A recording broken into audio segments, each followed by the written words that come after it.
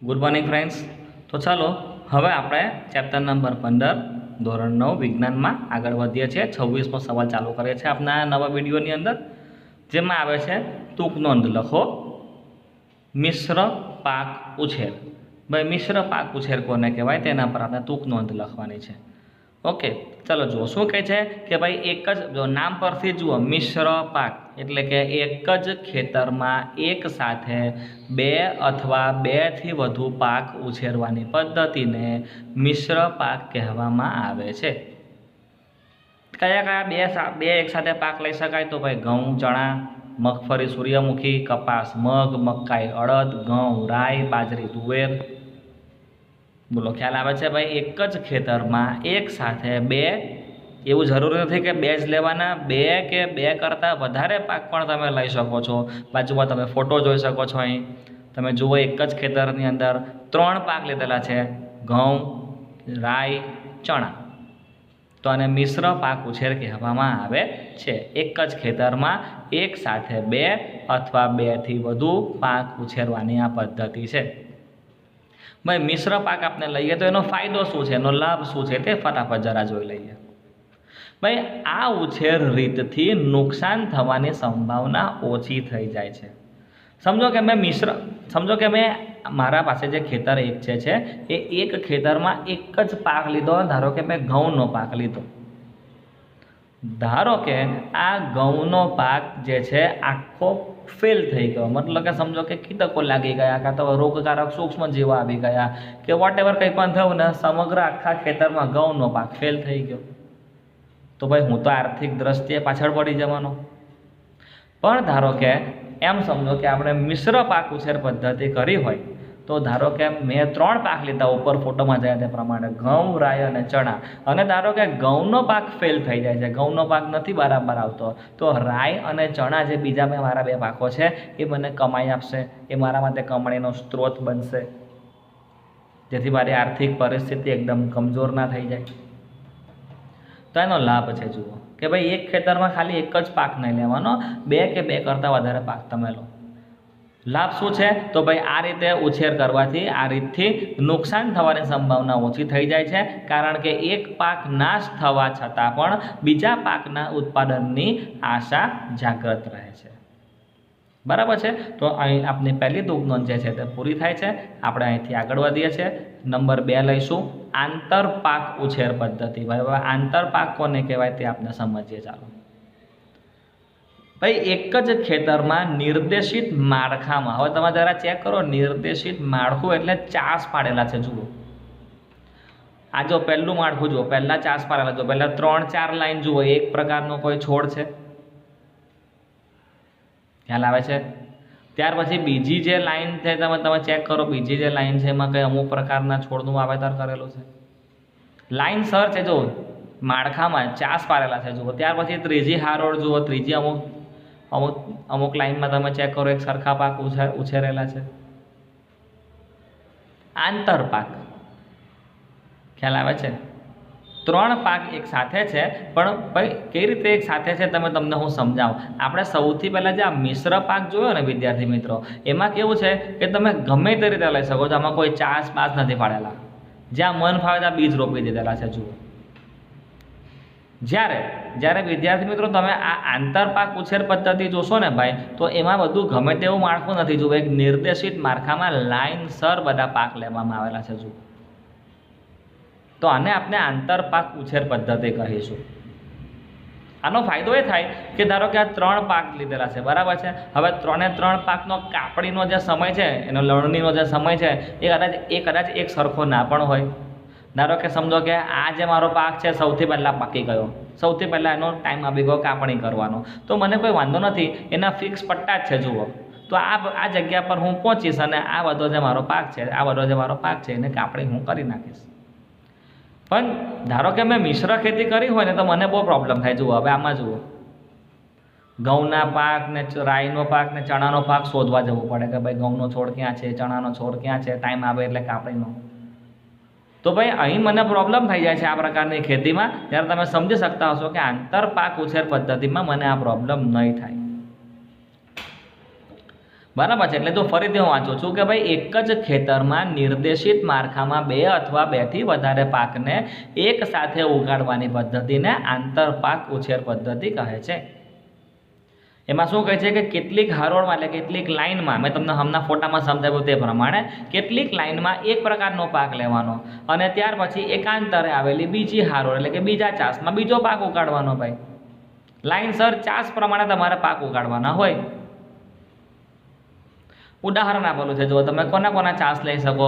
ભાઈ ધારો કે તમારે ડબલ લાઇનમાં પાક લેવો હોય તો પહેલું સોયાબીન અને બીજો મગફળી, યા તો પહેલો બાજરી અને ચોળા લાઇનસર તમારે ચાસ પાડીને ઉછેરવાના। ખાસ વાંચું છું, ખાસ સમજો કે આ ઉછેર પદ્ધતિમાં પાકની પસંદગી એ પ્રકારે કરવામાં આવે છે કે તેઓના પોષક દ્રવ્યોની આવશ્યકતાઓ ભિન્ન હોય। મતલબ કે જમીનમાંથી પોષક દ્રવ્ય પણ બંને અલગ અલગ જોઈતા હોય। એવું હું પાક નહીં લઉં કે છે બંને વનસ્પતિ સોયાબીન ને મકાઈ બંને જમીનમાંથી નાઇટ્રોજન લઈ એવા પાક નહીં લેવાના, નહીં તો શું થશે, મૂળિયાઓ અંદર મારામારી કરશે ભાઈ નાઇટ્રોજન લેવા માટે।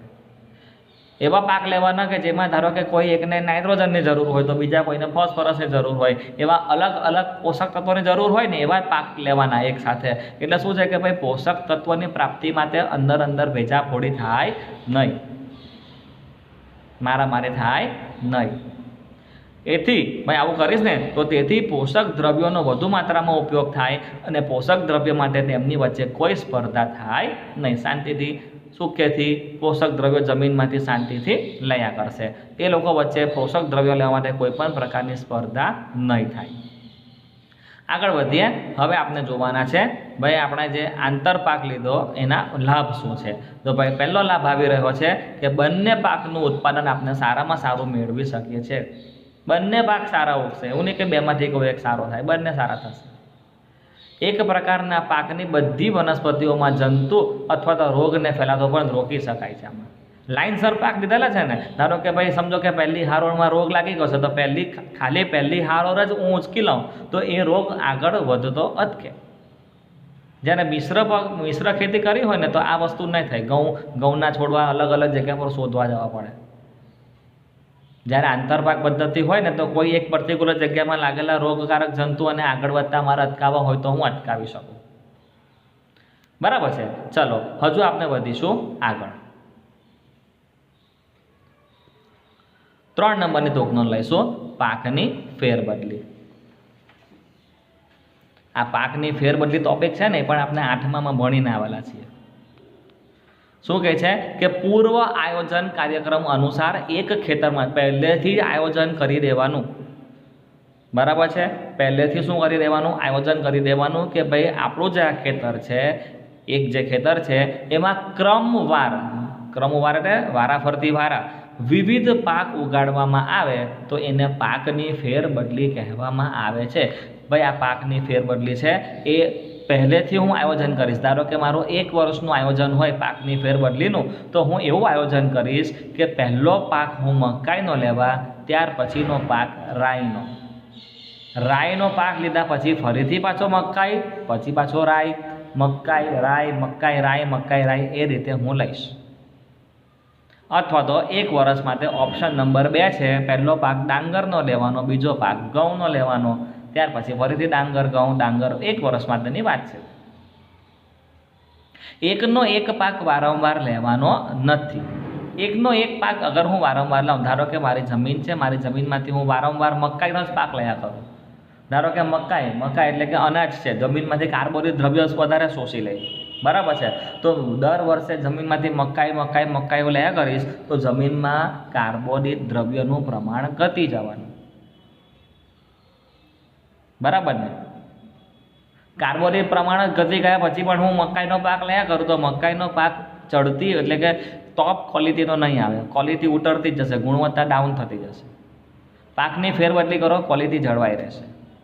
અગર હું 2 વર્ષમાં તેનું પ્લાનિંગ કરતો હોઉં તો ભાઈ પહેલાં મકાઈ, પછી રાઈ, શેરડી, મેથી, યા તો પછી મકાઈ, બટાટા, વટાણા। અગર આ પાકની ફેરબદલીનું આયોજન મારે 3 વર્ષ માટેનું ખેતરનું હોય તો પહેલાં ડાંગર, ઘઉં, પછી મગ, રાઈ અને શેરડી। ઓપ્શન નંબર 2 છે, પહેલાં કપાસ લઈ લો, પછી જવ, પછી શેરડી, પછી વટાણા, પછી મકાઈ, પછી ઘઉં। અલગ અલગ પાક લેવાની વાત છે જુઓ, ખ્યાલ આવે છે ને વિદ્યાર્થી મિત્રો? એટલે લખ્યું છે જુઓ કે પાકની જે ફેરબદલી છે એ પરિપક્વન સમયગાળા પર પણ આધારિત હોય છે. આ પ્લાનિંગ આપણે કરીએ છીએ તે પાકનો પરિપક્વન સમયગાળો પણ જોવામાં આવે છે. વિવિધ પાકનું સંમિશ્રણ કરવા માટે એને અપનાવવામાં આવે છે. અલગ અલગ પાક લેવાના, એકનો એક પાક વારંવાર લેવો જોઈએ નહીં. બરાબર છે? ચલો હજુ આપણે આગળ વધીએ. જો શું કહે છે કે સામાન્ય રીતે, હું બોલી ગયો તે જ આવશે ઘણું બધું, કે ભાઈ સામાન્ય રીતે એક પાક મેળવ્યા પછી વાવવા માટે બીજા પાકની જે પસંદગી તમારે કરવાની છે એ જમીનમાં ભેજ કેટલો છે. પહેલો પાક લીધો, પહેલા પાક લીધા પછી જમીનમાં ધારો કે ભેજ હોય કે નથી જે જરા ચેક કરી લો. કે ભાઈ સિંચાઈની સુવિધાની પ્રાપ્યતા કઈ રીતની છે એના પર આધારિત બીજો પાક લેવામાં આવે. પહેલો પાક લઈ લીધો, પહેલા પાક પછી બીજો પાક લેવાનો છે તો ભાઈ ગણતરી એવી હોય કે જમીનમાં કેટલો ભેજ છે તે જોઈ લો, ભાઈ સિંચાઈ માટેનું પાણીની પ્રાપ્યતા કેવી છે તે એ જરા ચેક કરી લેવાની, અને એના આધારે બીજો પાક નક્કી થાય કે ભાઈ કયો લેવાનો. અને આ પ્લાનિંગ પહેલો પાક લઈ લીધા પછી નહીં કરવાનું હોય, આ પ્લાનિંગ પહેલેથી કરવાનું હોય. જ્યારે મેં સૌથી પહેલો પાક લીધેલો હોય ત્યારે 1 વર્ષનું કે 2 વર્ષનું કે 3 વર્ષનું આયોજન જે છે એ તમને મેં ઉપર કોષ્ટકમાં બતાવ્યું એ પ્રમાણે પહેલેથી કરવાનું હોય. બરાબર છે? હજુ આપણે આગળ વધીએ તો શું લખેલું છે કે જો પાકની ફેરબદલી વ્યવસ્થિત રીતે કરવામાં આવે તો 1 વર્ષે 2 કરતાં વધારે પાક બી આપણે ઉગાડી શકીએ છીએ અને સારામાં સારું ઉત્પાદન મેળવી શકીએ છીએ. ઓકે, તો આ 26મા સવાલની અંદર ટોટલ 3 ટૂંક નોંધ હતી જે આપણે પૂરી થઈ છે. હવે આપણે આગળ વધીએ છીએ. નવો સવાલ લઈએ, એકદમ ઇઝી સવાલ લઈએ. નીંદણ એટલે શું?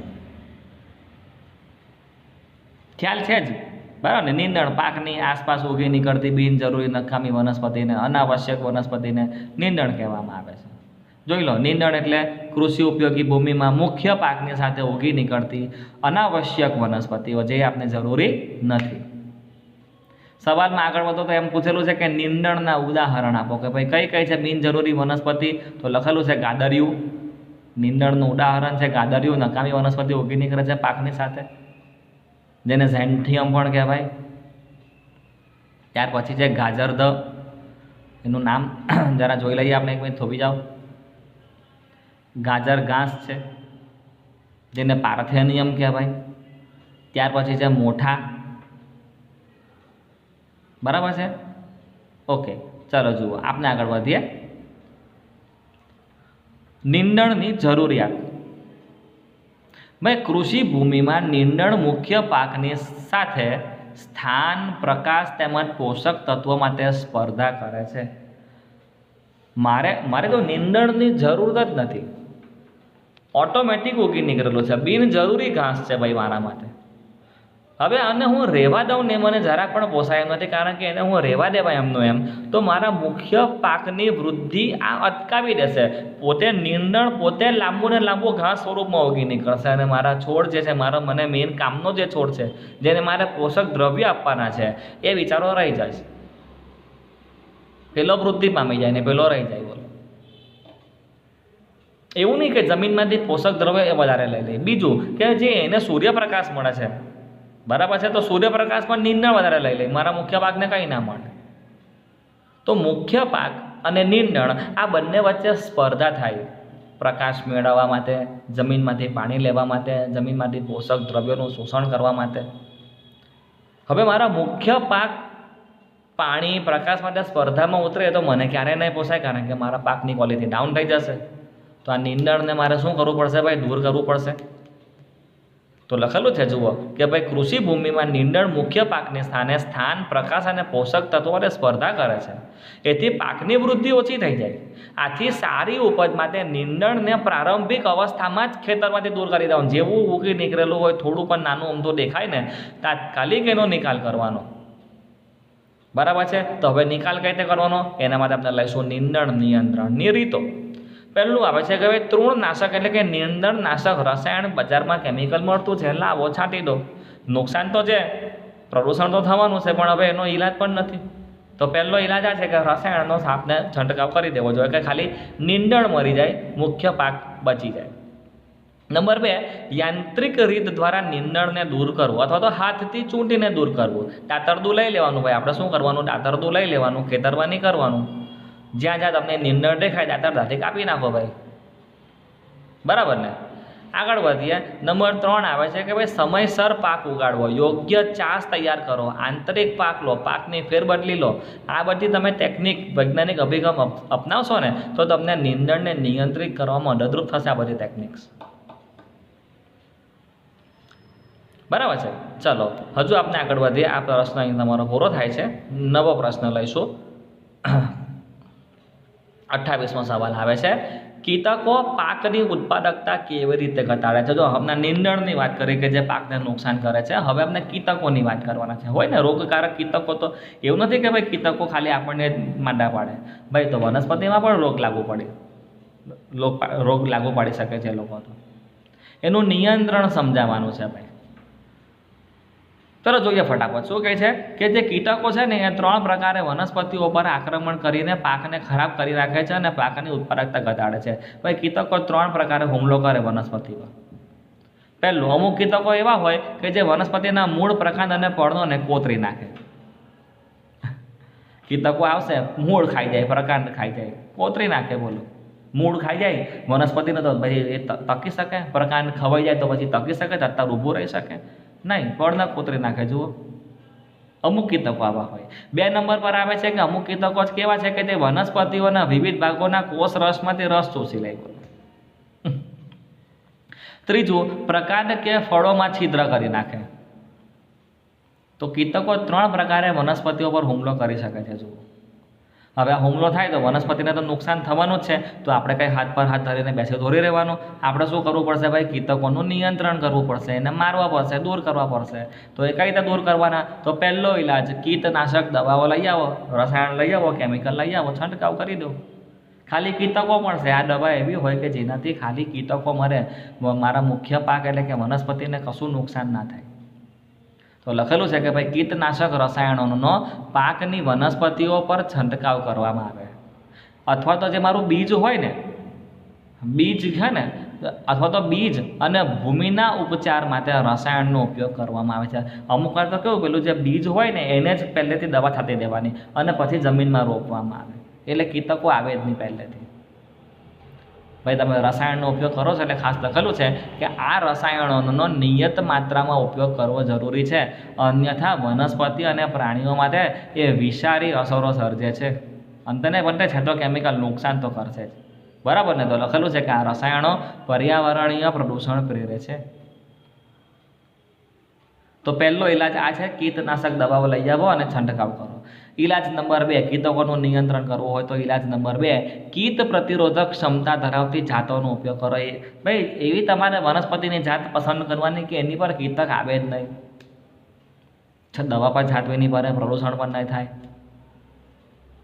નંબર 3, ઉનાળાની ઋતુમાં ઊંડાઈ સુધી હળ ચલાવીને, ઉનાળો હોય ત્યારે ઊંડાઈ સુધી હળ ચલાવીને કે ખેડીને તેમજ અન્ય કેટલીક નિષેધાત્મક પદ્ધતિઓ વડે કીટક નિયંત્રણ આપણે કરી શકીએ છીએ.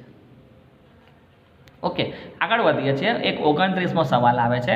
ખૂબ ઇઝી વસ્તુ છે. જુઓ, એક સવાલ છે, એક મને અહીંયા સવાલ આપેલો છે અને એના 3 ઓપ્શન છે. મને 3માંથી કયો ઓપ્શન સાચો તે આપણે જરાક જોઈ લેવાનો છે, સમજીને જરા કામ કરીએ. સવાલ છે કે ભાઈ નીચે આપેલી કઈ પરિસ્થિતિમાં સૌથી વધારે આપણને લાભ થશે? પરિસ્થિતિ એમાં લાભ થશે કે બીમાં લાભ થશે કે સીમાં લાભ થશે? જરા પરિસ્થિતિ વાંચીએ અને નક્કી કરી નાખીએ. પરિસ્થિતિ નંબર 1, ખેડૂત ઉચ્ચ કક્ષાના બીજનો ઉપયોગ કરે છે પણ હાલો સિંચાઈ નહીં કરતો. બોલો, ખાતરનો ઉપયોગ નથી કરતો, તો બોલ આમાં લાભ થવાનો? આપણે કહીશું કે ભાઈ ના, ન થાય. પરિસ્થિતિ નંબર 2, ખેડૂત સામાન્ય બીજનો ઉપયોગ કરે તો પણ લાભ નહીં થાય. ચલો ભાઈ પટાવો. સામાન્ય બીજનો ઉપયોગ કરે છે, સિંચાઈ પછી ભલે ને કરતો, ખાતરનો ઉપયોગ ભલે ને કરતો, તારું જે મેઇન બીજ છે એ જ સામાન્ય કક્ષાનું છે, તો પાક પણ સામાન્ય કક્ષાનો જ થવાનો ભાઈ. તો ભાઈ પરિસ્થિતિ એમાં પણ ફાયદો નથી થવાનો, પરિસ્થિતિ બીમાં પણ ફાયદો નથી થવાનો. પરિસ્થિતિ સી વાંચીએ ચાલો. એમાં કહે છે કે ખેડૂત સારી જાતના બીજનો ઉપયોગ કરે છે, સારી વાત કહેવાય. તે ઉપરાંત સિંચાઈ પણ કરે છે, ખાતરનો ઉપયોગ પણ કરે છે, પાક સુરક્ષાની પદ્ધતિ પણ અપનાવે છે. તો ડેફિનેટલી પરિસ્થિતિ જે સી છે એમાં ખેડૂતને લાભ થવાનો. કે ઇઝી પ્રશ્નનો ઉત્તર છે. જુઓ, એમ છતાં પણ આપણે અંદર શું લખેલું છે તે ફટાફટ વાંચી લઈએ. જો શું કહે છે કે ભાઈ આનો જવાબ આવશે ઓપ્શન નંબર સી, કારણ કે તેમાં સારી જાતના બીજ લાયા છે, સિંચાઈમાંથી મળતા પાણી અને ખાતરમાંથી મળતો જે પોષક દ્રવ્યો છે એમાંથી ફટાફટ એ લોકો પોષક દ્રવ્યો મેળવશે, ઝડપથી અંકુરણ પામે, એકદમ સ્વસ્થ વૃદ્ધિ વિકાસ ધરાવતો પાક મેળવશે.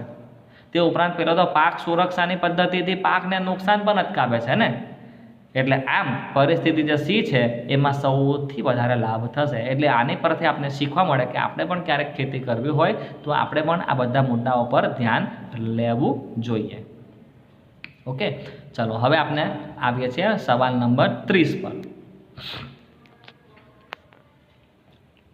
શું પ્રશ્ન છે જુઓ કે ભાઈ કૃષિ ઉત્પાદનને નુકસાન કરતા પરિબળો લખવાના છે. કૃષિ ઉત્પાદન થયું અને નુકસાન કરતા પરિબળો કોણ કોણ છે, એના એ નુકસાન કરતા પરિબળો કઈ રીતે નુકસાન પહોંચાડે છે તે પણ ફટાફટ જોઈ લઈએ. તો જવાબ છે કે ભાઈ કૃષિ ઉત્પાદનને વિવિધ પરિબળો એટલે કે ઘટકો દ્વારા નુકસાન થઈ શકે છે. નુકસાન કરનારા પરિબળોમાં જૈવિક પરિબળો પણ હોઈ શકે, અજૈવિક પરિબળો પણ હોઈ શકે. જૈવિક પરિબળો મતલબ કે સજીવ, અજૈવિક પરિબળો મતલબ કે નિર્જીવ. જૈવિક પરિબળોમાં કોણ આવે છે ભાઈ? કીટકો, ત્યાર પછી ખોતરીને ખાનારા ઉંદર જેવા લોકો. પાક ઉત્પાદનને કૃષિ ઉત્પાદનને નુકસાન કરે ને ભાઈ, કીટકો આવીને પાક ખાઈ જાય, ઉંદરો ખાઈ જાય. તે ઉપરાંત પક્ષીઓ, ફૂગ, ઇતરડીઓ, જીવાણુઓ પાક ઉત્પાદનને નુકસાન કરનારા લોકો છે. જૈવિક ઘટકો છે. ત્યારે અજૈવિક ઘટકોમાં ભેજ અને તાપમાન.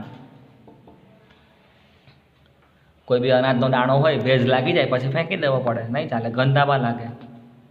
તાપમાનમાં જરા પણ ફેરફાર થાય તો નહીં ચાલે, બરાબર ને ભાઈ? હવે આ લોકો કઈ રીતે નુકસાન કરે તે જુઓ કે ભાઈ આ પરિબળોને કારણે પાકનું જે ઉત્પાદન થયું છે એની ગુણવત્તામાં ઘટાડો થશે, એનું વજન ઘટી જશે, નબળી અંકુરણ ક્ષમતા આવશે, નીપજનો રંગ દૂર થઈ જશે. આ બધા કારણોથી ઉત્પાદનની બજાર કિંમત ઘટે છે. ભાઈ આવી વસ્તુ હોય તો ભાઈ આપણે મફતમાં પણ ના લઈએ, બરાબર ને? વજન ઘટી ગયેલું હોય, ગુણવત્તા ડાઉન હોય, અંકુરણ ક્ષમતા ના હોય તો એવું આપણે બીજ ખાતા પણ નથી ભાઈ. ઓકે, તો ભાઈ એની ઉત્પાદન બજાર કિંમત ઘટી જાય છે. આ રીતે વિવિધ નુકસાન થાય છે. આગળ વધીએ છીએ, પ્રશ્ન નંબર 31માં લઈશું. અનાજનો સંગ્રહ કરતા પહેલાં કઈ બાબતો ધ્યાનમાં લેવી જરૂરી છે? તો ભાઈ અનાજનો સંગ્રહ કરતા પહેલાં નુકસાનકારક જૈવિક અને અજૈવિક પરિબળો પર નિયંત્રણ મેળવવા માટે યોગ્ય ઉપચાર જરૂરી છે. કોઈ પણ જગ્યા પર હવે આપણે કોઈ મોટો વેપારી હોય ને તો શું કરે? અનાજનો સંગ્રહ કરે. યાદ કરો 8મા ધોરણમાં તો આપણે જોયું કે મોટા મોટા ધાતુના પહેલાં કોઠારો બનાવવામાં આવે. 8મા ધોરણમાં આખો પાઠ જોઈને આવેલા છે આપણે. હવે એટલે મારે હું જે જગ્યામાં ધારો કે મોટો વેપારી હોય તો શું કરશે? એક મોટો રૂમ રાખશે, ઓરડા જેવો, સભાખંડ જેવો મોટો. એમાં ગુણ અનાજની સંગ્રહ કરશે. એને ગોડાઉન પણ કહેવામાં આવે, એને વખાર પણ કહેવામાં આવે, વોટેવર એને કેવી કહેવાતા હશે, બરાબર ને? તો ભાઈ અનાજનો સંગ્રહ ધારો કે મારે કોઈ ગોડાઉનમાં કરવો છે, બરાબર છે, તો એ પહેલાં મારે શું કાળજી રાખવાની પાકની તે જરા જોઈ લઈએ. ખ્યાલ આવે છે ને? તો લખેલું છે કે આ માટે સંગ્રહ કરતાં પહેલાં આપણે નિરોધક અને નિયંત્રણ પદ્ધતિનો આપણે ઉપયોગ કરીશું પાકને બચાવવા માટે. જેમ કે ભાઈ પહેલું સંગ્રહ કરતાં પહેલાં ઉત્પાદનની નિયંત્રિત સફાઈ કરીને પહેલાં સૂર્યપ્રકાશમાં અને પછી છાંયડામાં સારી રીતે એને મૂકીશું.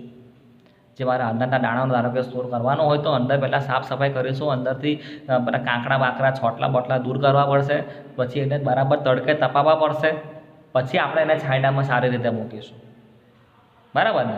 નંબર 2 છે ત્યારબાદ રસાયણયુક્ત ધુમાડાનો ઉપયોગ કરતાં જંતુઓ મરી જાય છે. ધારો કે મેં ગોદામ રાખેલું એમાં જંતુઓ ધારો કે હોય તો એક કામ કરો, અનાજનો સંગ્રહ કરો એ પહેલાં આખા આપણા ઓરડાની અંદર, એ વખારની અંદર, ગોદામની અંદર જંતુનાશક દવાનો છંટકાવ કરી દો, મરી જશે જંતુઓ બધા. આ પદ્ધતિઓ દ્વારા અનાજનો આપણે સુરક્ષિત સંગ્રહ કરી શકીએ છીએ, બરાબર છે? આગળ વધીએ છીએ, પ્રશ્ન નંબર 32માં લઈશું આપણે.